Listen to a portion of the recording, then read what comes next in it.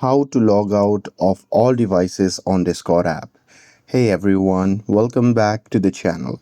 In today's video, I'll show you how to log out of all devices on Discord app.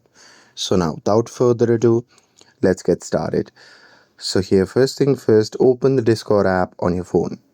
And now here, once you're inside the app, just tap on the profile icon shown in the bottom left side of the screen.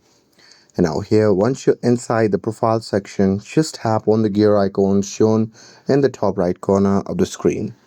And now here, once you're inside the settings, simply scroll down and tap on the option labeled as devices.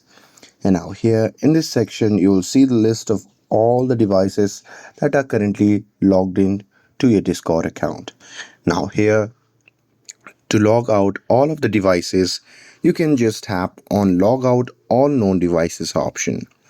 And now here with that, you have to verify your action by entering the password. And once you're done with it, you can just tap on submit. And once you do that, the devices will be logged out from your Discord account. And that's it.